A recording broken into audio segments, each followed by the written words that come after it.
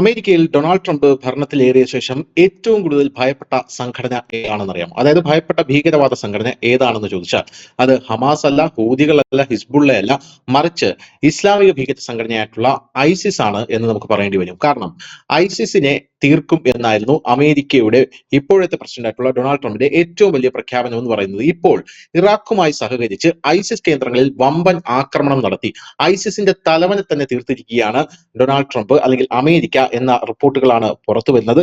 എന്ത് തന്നെയായിരുന്നാലും Islamic state ISIS എന്നറിയപ്പെടുന്ന ഭീകര സംഘടനയുടെ ആഗോള തലവനായിട്ടുള്ള അല്ലെങ്കിൽ ആഗോള പ്രവർത്തനങ്ങൾ ഏകീകരിപ്പിക്കുന്ന കമാൻഡറായിട്ടുള്ള അബു ഖദീജയാണ് ഇപ്പോൾ അമേരിക്കയുടെ മിസൈലിന് ഇരയായിരിക്കുന്നത് എന്ന റിപ്പോർട്ടുകളാണ് പുറത്തു വരുന്നത്. ഇറാഖിൽ അൽ അൻബാർ പ്രവിശ്യയിൽ നടത്തിയ കൃത്യമായ വ്യോമാക്രമണത്തിലാണ് അബു ഖദീജ ഇപ്പോൾ മരണപ്പെട്ടിരിക്കുന്നത് എന്നാണ് അറിയാൻ സാധിക്കുന്നത്. അബ്ദുള്ള മക്കി മുസ്ലിഖ് അൽ റിഫാവു എന്നാണ് ഇയാളുടെ പൂർണ്ണ നാമം. ഇയാളെ ചുരുക്കിയാണ് അബു ഖലീഫ എന്ന് വിളിക്കുന്നത്. എന്തായാലും ഇറാഖി ഇന്റലിജൻസ് സുരക്ഷാ സേനകളുമായി സഹകരിച്ചാണ് അമേരിക്ക പ്രവർത്തിച്ചത് എന്നാണ് നമുക്ക് മനസ്സിലാക്കാൻ സാധിക്കുന്നത്. ഇസ്ലാമിക് സ്റ്റേറ്റ് ഭീകര ഗ്രൂപ്പിന്റെ ആഗോള പ്രവർത്തനങ്ങളുടെ മേധാവിയായിരുന്നു ഈ അബു ഖദൂജ എന്ന് പറയുന്ന ഭീകരൻ.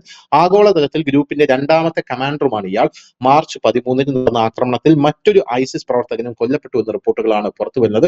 വ്യാപകമായിട്ടുള്ള ആക്രമണമാണ് ഐസിസ് കേന്ദ്രങ്ങളിൽ ഇപ്പോൾ അമേരിക്ക അഴിച്ചുവിട്ടിരിക്കുന്നത് എന്നാണ് അറിയാൻ സാധിക്കുന്നത്. ഇറാഖുമായി സഹകരിച്ചാണ് അമേരിക്ക ഈ ആക്രമണങ്ങളെല്ലാം നടത്തുന്നതെന്ന് നമുക്ക് മനസ്സിലാവുന്നു.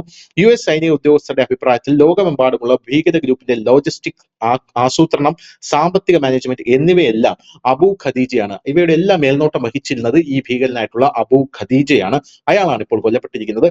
വ്യോമാക്രമണത്തെ തുടർന്ന് US സെൻട്രൽ കമാൻഡന്റും ഇറാഖി സേനയും സ്ഥലത്തെത്തി അബു ഖദീജയുടെയും മറ്റ് ഐസിസ് പോരാളികളുടെയും മരണം സ്ഥിരീകരിച്ചിട്ടുണ്ട് എന്നും മനസ്സിലാക്കാൻ സാധിക്കുന്നുണ്ട്. സെന്റ്കോം പ്രകാരം ഇരുവരും പൊട്ടിത്തെറിക്കാത്ത ആത്മഹത്യാ വസ്ത്രങ്ങൾ ധരിച്ചിരുന്നതായും ഒന്നിലധികം ആയുധങ്ങൾ കൈവച്ചിരുന്നതായും കണ്ടെത്തിയിട്ടുണ്ട്. എന്തായാലും മുമ്പ് നടത്തിയ റെയ്ഡിൽ നിന്ന് ശേഖരിച്ച സാമ്പിളുകൾ ഉപയോഗിച്ച് DNA പൊരുത്തപ്പെടലിലൂടെയാണ് അബു ഖദീജയുടെ ഐഡന്റിറ്റി സ്ഥിരീകരിച്ചിരിക്കുന്നത്. ആഗോള ഐസിസ് സംഘടനയിലെ ഏറ്റവും പ്രധാനപ്പെട്ട ഐസിസ് അംഗങ്ങളിൽ ഒരാളാണ് ഈ അബു ഖദീജ എന്ന് പറയുന്ന ആൾ. നമ്മുടെ മാതൃരാജ്യത്തിനും മേഖലയിലും അതിനപ്പുറത്തേക്കുമുള്ള US സഖ്യകക്ഷി പങ്കാളി ഉദ്യോഗസ്ഥർക്ക് ഭീഷണിയായ തീവ്രവാദികളെ കൊല്ലുകയും അവരുടെ സംഘടനകളെ തകർക്കുകയും ചെയ്യുന്നത് ഞങ്ങൾ തുടരുമെന്നാണ് US സെൻട്രൽ കമാൻഡന്റിന്റെ commander general Michael Erik Kurilla പറഞ്ഞിരിക്കുന്നത്. ഇദ്ദേഹമാണ് ഈ ഓപ്പറേഷന് നേതൃത്വം കൊടുത്തത് എന്ന് നമുക്ക് അറിയാൻ സാധിക്കുന്നുണ്ട്. എന്തായാലും ഇറാഖ് പ്രധാനമന്ത്രി മുഹമ്മദ് ഷിയ അൽ സുഡാനി ഈ ഓപ്പറേഷനെ പ്രശംസിക്കുന്നുണ്ട്.